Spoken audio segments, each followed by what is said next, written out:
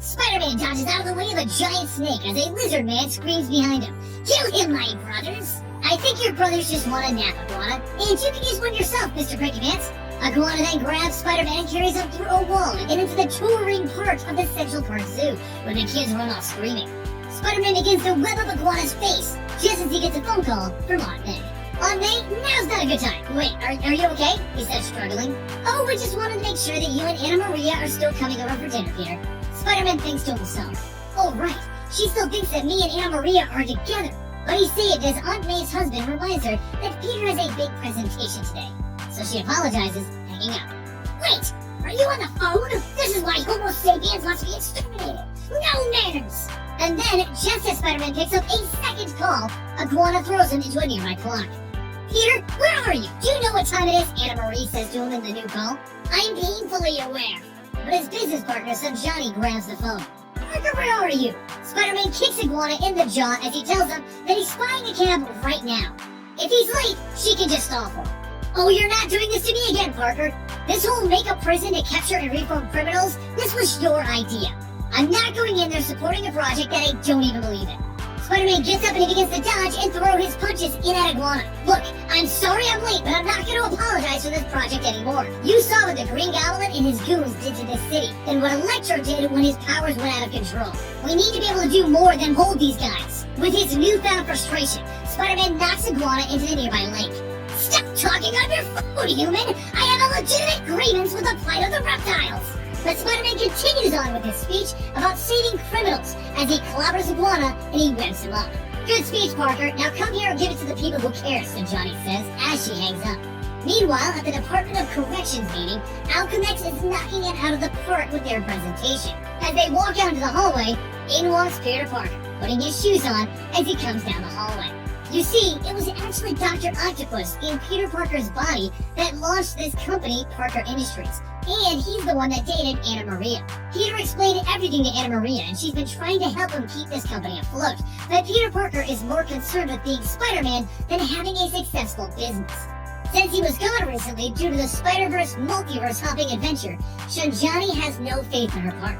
But at least he made it to this meeting, and Alchemex knows that Peter has a tendency to take home a victory even when they aren't expecting it. So they have a plan. One that involves ruining Parker Industries once and for all. They hire the Ghost to completely destroy it before the Department of Corrections can make their final decision. So the next day, everyone decided to run another test on the prison systems. Little did they know that Ghost has already snuck in. He's already dropping guards and tampering with things. So as Parker decided to launch all of the new smart walls, security orbs, online SWAT bots, and various other tools, Ghost began to flip all of the switches. All of the robots and devices begin turning on everyone, and they quickly have to dive for cover. Peter begins to shout out his override codes, but Ghost comes on the screen. That won't work. Nothing will. It's just you, me, and your creations now. Realizing that he can't be using Spider-Man moves, Peter tries his best to save everyone while keeping a low profile. By pulling some Johnny out of the way of fire, letting them shoot themselves, and claiming a robot was a little off balance. So he used his spider strength to hurl it across the room. He then directs his assistant, the Living Brain, to get everyone to the exit and directs everyone to the secret Spider-Man exit in the lab. But while everyone is scrambling to get out of the lab, so Johnny has slipped away, and she's gotten to the security office where Ghost is standing. She's tired of Peter's nonsense, and she wants to help Ghost to drop just Peter's projects, but leave hers alone. Luckily, as everyone left, Peter changed into Spider-Man, and he's making his way to the security office just in time to see it happening.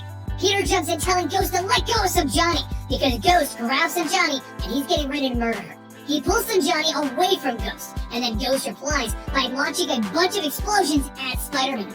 Meanwhile, Anna Maria and Clayton decide that they need to help Spider-Man, and they grab some of his tech that was invented in case Venom would ever come back. Web shooters that can launch flaming and sonic webs. Back with Spider-Man, the building is beginning to crumble around them, and flames are burning as Spider-Man asks Ghost if he wants to surrender. But Ghost has other plans, because he's already rigged the entire building to explode.